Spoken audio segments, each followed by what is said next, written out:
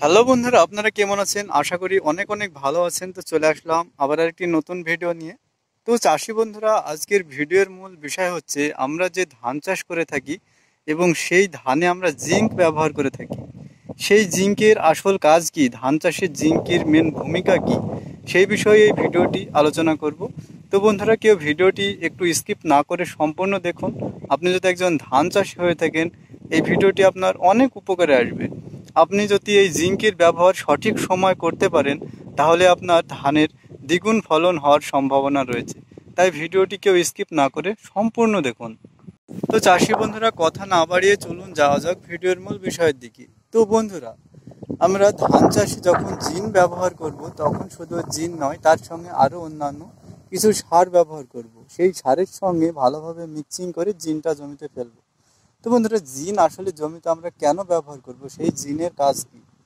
বন্ধুরা দেখুন, জিঙ্ক মূলত আমরা ব্যবহার করব একটাই কারণ, সেটা হলো জিন আপনার ধানের চেহারাটাকে সুন্দর রাখবে, ধানটিকে সবুজ রাখবে এবং ধানে যে বিভিন্ন রকমের রোগ দেখা দেয় সেই রোগটা প্রতিরোধে অনেক রকম সাহায্য করে থাকে। তো জিন আপনার ধানের পাশকাঠি বাড়াতে সাহায্য করবে। জিনের আরেকটি অন্যতম কাজ রয়েছে, সেটা হলো বন্ধুরা, ধান চাষের যে ধানের মূল থাকে সেই মূলগুলোকে আরও গতি বা সেই মূল আরও বাড়িয়ে তুলতে সাহায্য করে। এর ফলে আপনার ধানের পাশকাঠির সংখ্যা বেড়ে যায় এবং ধানটা সবুজ চকচকে হয়ে থাকে। তাই আমরা অবশ্যই ধান চাষ করতে গেলে জিঙ্কের ব্যবহার করব। জিঙ্ক ধান চাষে মূলত কখন ব্যবহার করব, এটা নিয়ে আপনার মনে প্রশ্ন জাগতে পারে। বন্ধুরা, জিন সার মূলত আমরা চাপানের সময় ব্যবহার করব।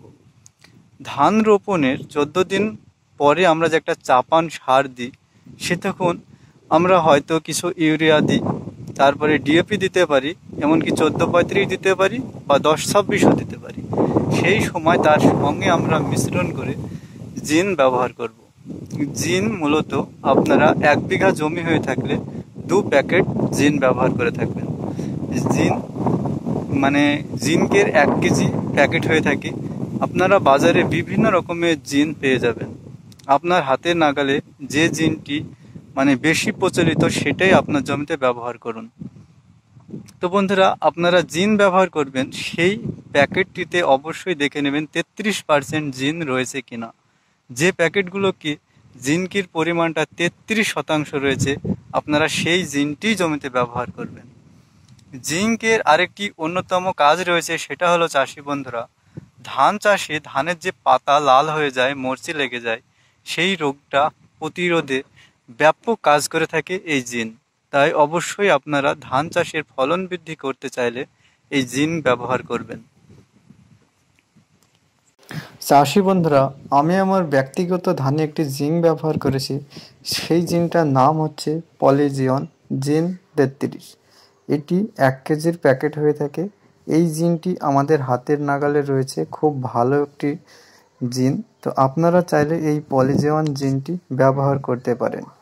এটি মূলত বিঘা প্রতি 2 প্যাকেট আপনারা ব্যবহার করবেন। আর আপনার যদি 10 কাঠা জমি হয়ে থাকে, আপনি 1 প্যাকেট এই জিন ব্যবহার করবেন। এই জিনের কাজ হচ্ছে আপনার ধান গাছের শিকড় বৃদ্ধিতে সাহায্য করবে। ধানের বিভিন্ন রকম রোগ লেগে থাকে, সেই রোগ প্রতিরোধে ব্যাপক কাজ করে থাকে এই পলিজিয়ন নামের জিন। এছাড়াও বন্ধুরা, অসংখ্য পাশকাঠি বৃদ্ধিতে সাহায্য করে এই পলিজিয়ন জিন। এছাড়াও জিঙ্কের কাজ অপরিসীম, বিভিন্ন যে রোগ লেগে থাকে সেগুলোও প্রতিরোধ করে এই জিন। আপনারা চাইলে এই জিন ব্যবহার করতে পারেন। জানি না আপনাদের হাতের লাগালে এই জিনটি রয়েছে কি না। তো বন্ধুরা, ভিডিওটা আর বেশি বড় করলাম না। আপনাদের যদি এই ভিডিওটি একটু ভালো লেগে থাকে, ভিডিওটি যদি আপনাদের একটু উপকারে এসে থাকে, তো ভিডিওটিতে অবশ্যই একটা লাইক দিবেন এবং আমার এই চ্যানেলটিকে সাবস্ক্রাইব করবেন।